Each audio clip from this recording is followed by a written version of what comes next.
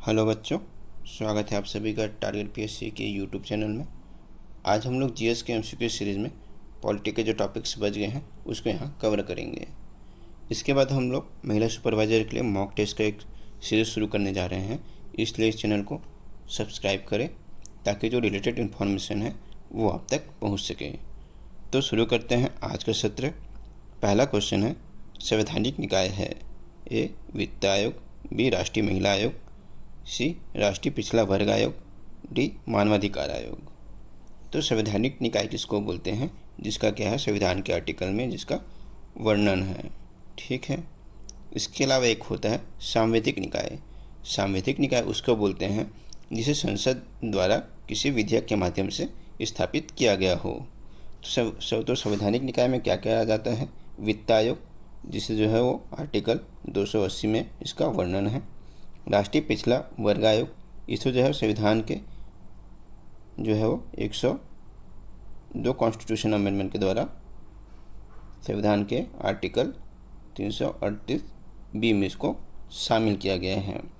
इसके अलावा और कौन कौन से संवैधानिक निकाय है? तो निर्वाचन आयोग, यूपीएससी, स्टेट पीएससी और अनुसूचित जाति जनजाति के लिए जो राष्ट्रीय आयोग है वो। उसके अलावा जो है वो अल्पसंख्यकों के लिए जो आयोग है वो। पद की बात करें तो पद में जो है वो महान्यायवादी, महाधिवक्ता और जो कैग है वो सब क्या है, एक संवैधानिक निकाय और पद है। राष्ट्रीय महिला आयोग की बात करें तो इसे जो है वो राष्ट्रीय महिला आयोग अधिनियम 1990 के तहत 1992 में क्या किया गया, इसको स्थापित किया गया है। और मानवाधिकार आयोग की बात करें तो इसको जो है वो मानव अधिकार संरक्षण अधिनियम 1993 के तहत इसको स्थापित किया गया है। तो इसका करेक्ट आंसर होगा ऑप्शन डी। ए और सी क्या है, एक संवैधानिक निकाय है। अब देखते हैं नेक्स्ट क्वेश्चन। संयुक्त राज्य लोक सेवा आयोग के संबंध में सही है? ए विधेयक को दोनों राज्यों के विधानसभा से पारित किया होना चाहिए, बी यह एक संवैधानिक निकाय है, सी ए बी दोनों गलत, डी ए बी दोनों सही। तो संयुक्त राज्य लोक सेवा आयोग की बात करें तो इसे जो है वो राज्य विधानसभा के आग्रह पर क्या करती है, संसद जो है स्थापित करती है तथा इसके सदस्य और अध्यक्ष की नियुक्ति जो है वो राष्ट्रपति जी करते हैं और जो अध्यक्ष और सदस्य हैं वो अपना त्यागपत्र राष्ट्रपति को ही दे सकते हैं। तो ऑप्शन ए तो जो है वो करेक्ट है। साथ ही साथ बोले कि यह एक संवैधानिक निकाय है, तो यह एक संवैधानिक नहीं सांविधिक निकाय है। ठीक है। सबसे पहले जो है 1967 में जो है पंजाब और हरियाणा के लिए संयुक्त राज्य लोक सेवा आयोग का गठन किया गया था। तो इसका करेक्ट आंसर होगा ऑप्शन ए जो है वो करेक्ट है। अब देखते हैं नेक्स्ट क्वेश्चन। नीति आयोग की स्थापना कब हुई? ए 1 जुलाई 2017, बी 1 अगस्त 2016, सी 1 जनवरी 2015, डी 1 अप्रैल 2015।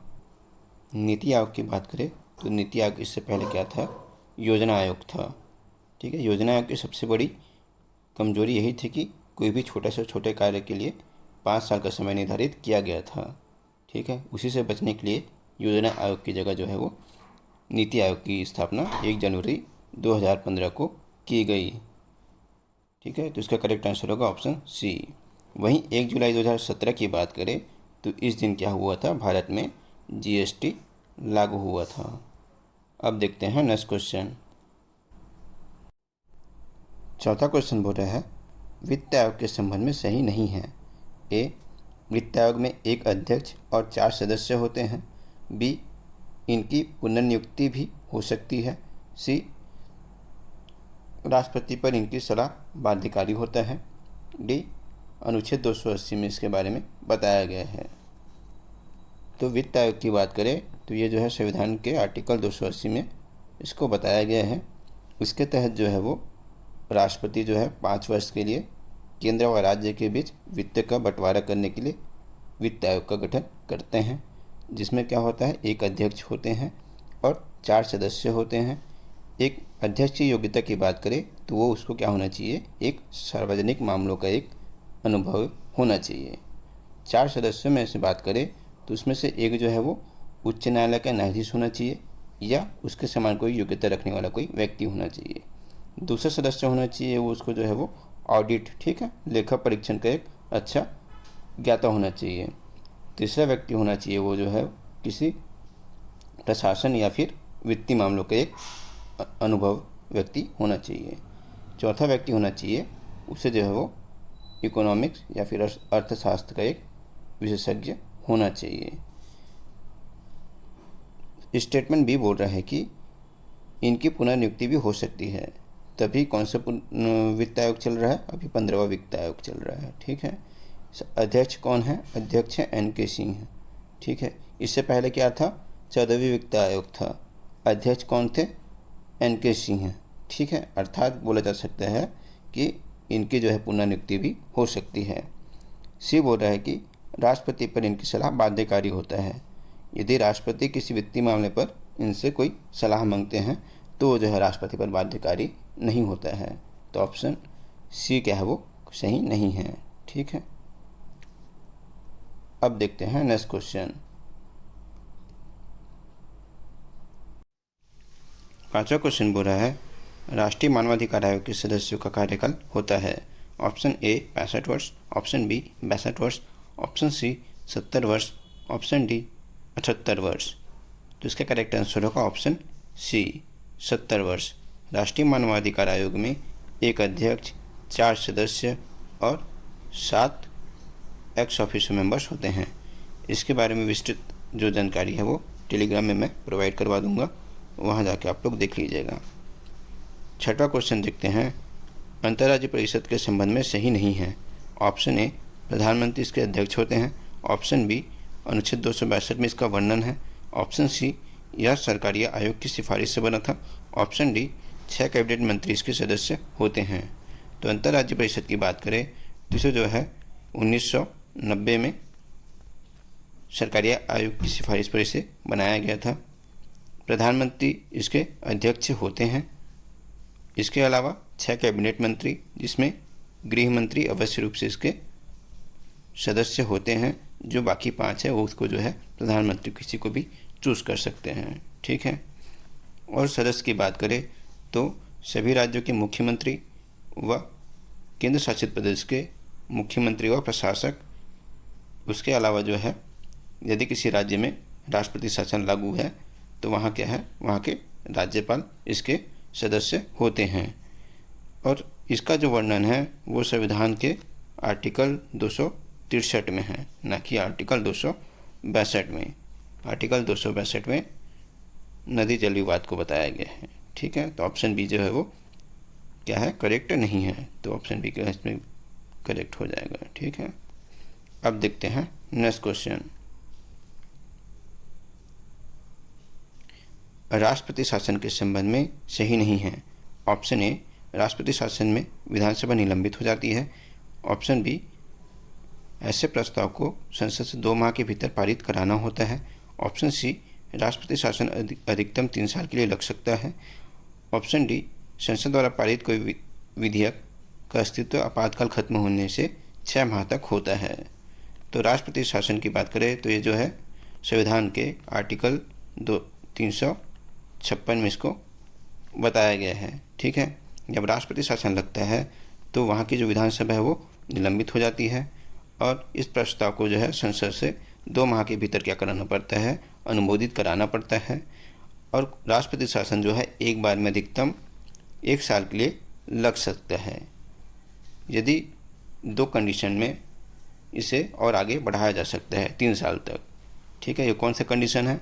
एक तो कि यदि पूरे राष्ट्र में क्या है, राष्ट्रपति जो है वो राष्ट्रीय आपातकाल घोषित किया हुए हैं, ठीक है। या तो फिर चुनाव आयोग ये बोल दे कि अभी उस राज्य में चुनाव कराने की जो दशा है वो अनुकूल नहीं है, ठीक है। इस कंडीशन में क्या कर सकते हैं, इसको अधिकतम 3 साल के लिए इसको बढ़ा सकते हैं, ठीक है। डी बोल रहा है कि संसद द्वारा पारित कोई विधेयक का अस्तित्व आपातकाल खत्म होने से 6 माह तक होता है। तो ये जो है वो 6 माह तक नहीं, जब तक वहाँ की विधानसभा इससे संबंधित कोई नया नियम नहीं बना लेती, नया कानून नहीं बनाती, तब तक इसका क्या होता है, अस्तित्व रहता है। ठीक है, तो इसमें सही नहीं है पूछा है, तो ऑप्शन डी है वो सही नहीं है। ठीक है, अब देखते हैं नेक्स्ट क्वेश्चन। गोदावरी नदी जल विवाद का संबंध है।